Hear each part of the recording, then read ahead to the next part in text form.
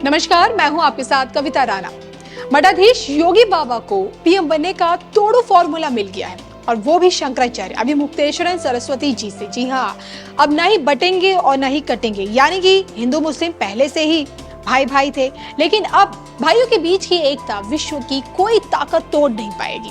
क्या है पूरा का पूरा मामला, इस पर देखिए हमारी ये खास रिपोर्ट।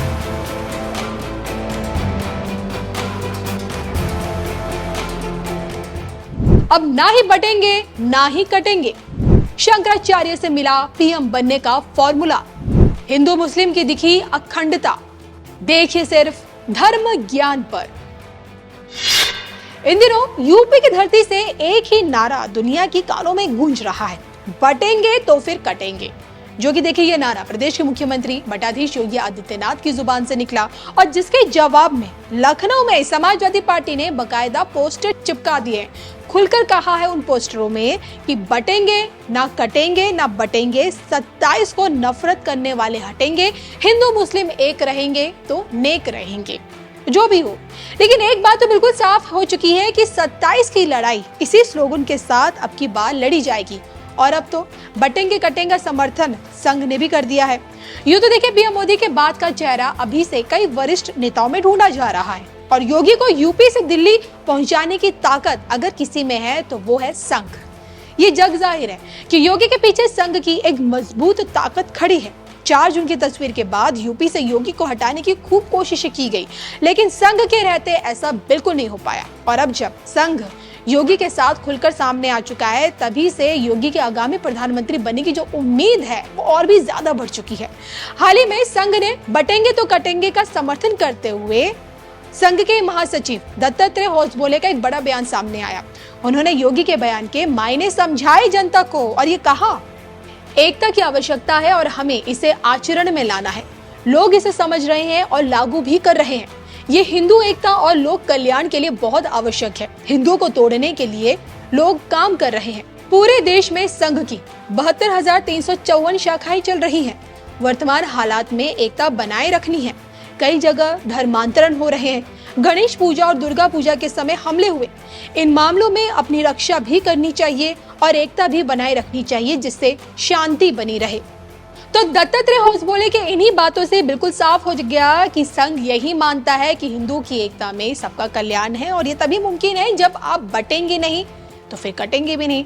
लेकिन क्या बटेंगे तभी कटेंगे के सहारे योगी बाबा केंद्र की राजनीति तक पहुंच पाएंगे?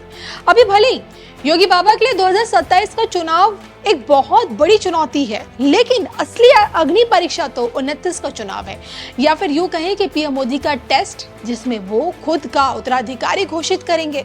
परिणाम देखे जो भी हो वो तो वक्त बताएगा।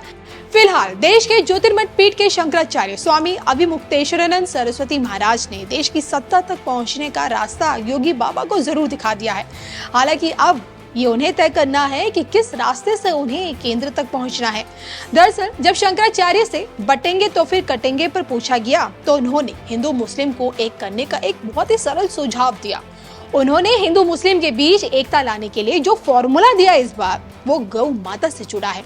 उनका ये कहना है, बटेंगे तो कटेंगे में भविष्य काल की क्रिया है।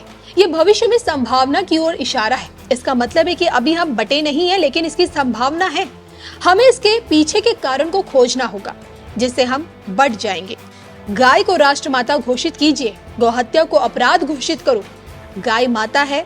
जब ये पूरे देश को पता चल जाएगा तो पूरा देश कहेगा कि गाय हमारी माता है। भाई भाई में एकता होती है और इसे ही भाईचारा कहते हैं। ये गाय को राष्ट्र माता घोषित किए जाने से ही हो सकता है। गौर करने वाली बात यह है कि सत्ता के गलियारे में अगर आज पीएम मोदी को चाय वाला कहकर बुलाया जाता है तो योगी को गाय वाला कहकर भी पुकारा जाता है।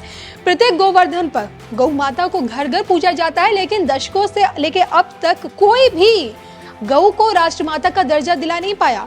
भले शिंदे सरकार ने गौ माता राज्य माता तो बन गई, लेकिन जब तक पशु की श्रेणी से गाय को हटाया नहीं जाएगा, राष्ट्रमाता का दर्जा नहीं दिया जाएगा, तब तक गाय कटती रहेगी।